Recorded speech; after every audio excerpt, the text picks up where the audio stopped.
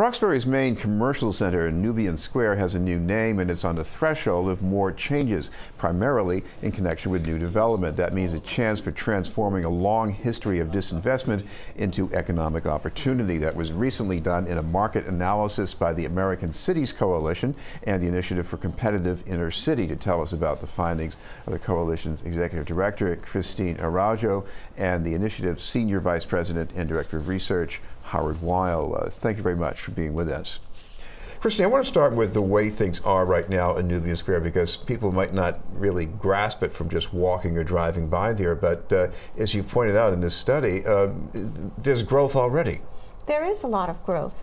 There are proposals that are now going through the process for new construction. There's 4 sites actually, in proximity of the square. We are anticipating some new businesses, just as the mayor had spoken at a State of the City a little over a year ago. Jazz Urbane is anticipated to come this summer into the Bruce Bowling building. A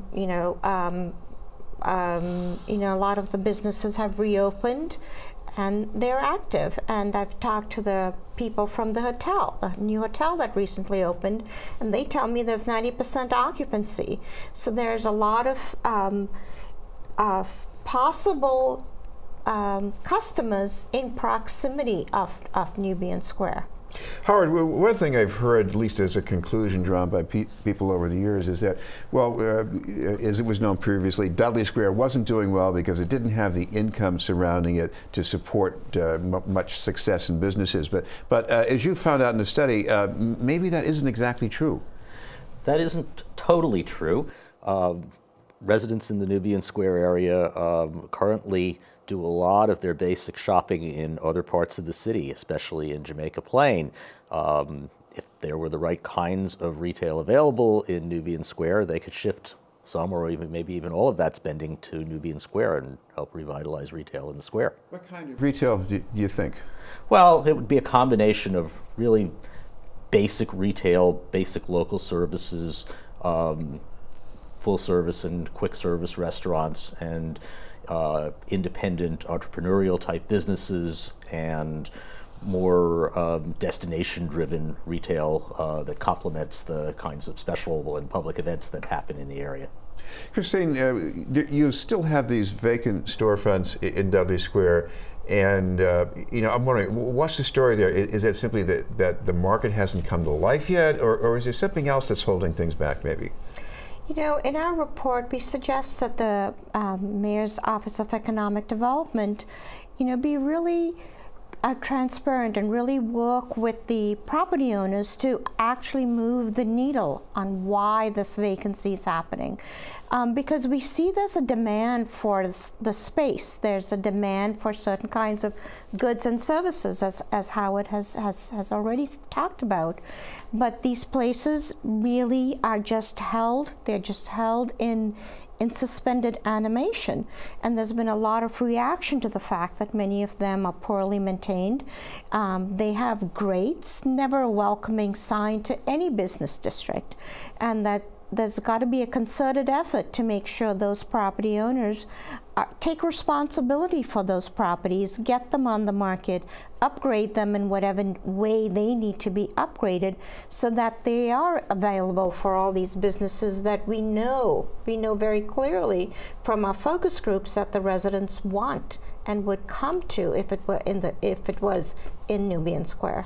Howard, there has been a mix of income in neighborhoods surrounding the square for quite a while, but what about the future? What do you expect? You see all these new buildings going up. What does that mean?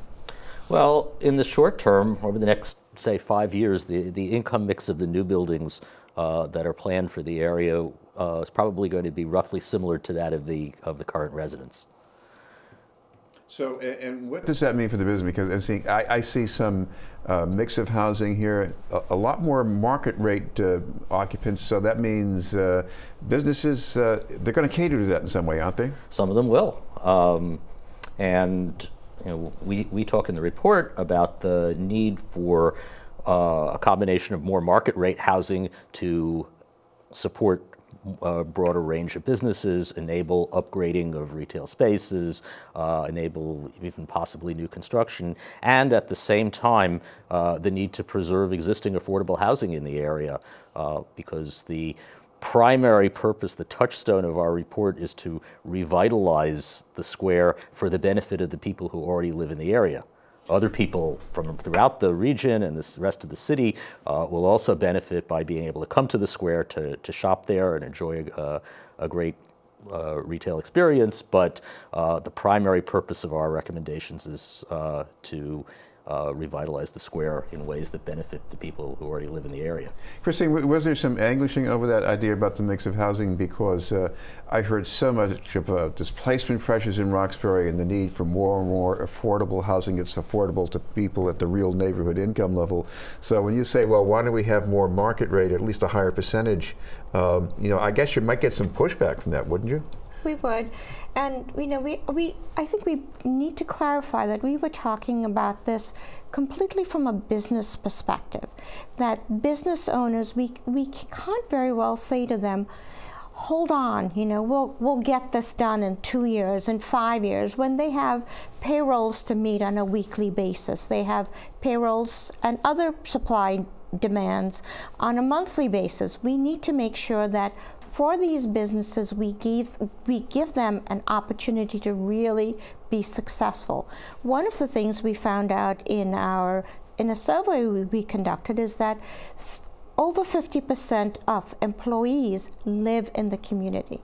If these businesses are not successful, if they are not growing, this removes these economic opportunities for residents in the community. And so there will be this tug and pull, and it should be a discussion. But we are looking at it from a business perspective. What does it mean to make? And if you look at the businesses too, you'll see that the majority of them are small, independent-owned businesses. There are very, very few chains. And so this means that this is a community where residents and people of immigrants, people have really invested their life savings into making this business. What can we do from a public perspective, from a policy perspective, to make this a thriving business district? Because we know there's income in proximity. We know that people from the neighborhood are going elsewhere. There's strong leakage to other neighborhoods. How do we keep it in the community? Christine, another thing about the square, and this really goes for any commercial center in Boston, it's not just a place that has a function or a place that you pass through because you're getting onto another bus. It's a place where you want to be because you like the place itself. Should something more be done to make that the impression left by Nubian Square? Sure. We both have our offices in Nubian Square, so we're very familiar with the environment, and we think a lot about the public realm. What does it mean to walk down those streets? What does it mean, as I talked to you prior about having the grates pulled down? What does it mean to have a lack of comfortable street trees? What does it mean if you're a senior to not have comfortable seating? And what does it mean if you're coming and you hope to buy and frequent a number of stores? What does it mean not to have enough parking? And so these are all things we've raised in the report, the need for real attention to the public realm, an analysis of the parking situation, because with all this new construction proposed, you know, there might be a greater squeeze on public parking. And also, as Howard had mentioned, this greater coordination between the activities that happen in Nubian Station, the need for an upgrade of Nubian Station, because really, the station opened, I think, in 1993 and is in need of an upgrade. You know, I don't know if it's at overcapacity or not. So there's a lot of, very focused attention that should be paid to answering a few of those questions. Probably should mention people want to get a look at the analysis. You got a place online where they can find it? Yes, sure. It's at our website, TAMCC.org, the American City Coalition website, and we have not only the executive summary, but the entire report available there. And Howard, you also have things at the initiative as well? Yes, we do. Our website is the Initiative for a Competitive Intercity, www.icic.org. Thank you very much for being with us, Howard Wial and Christine Araujo.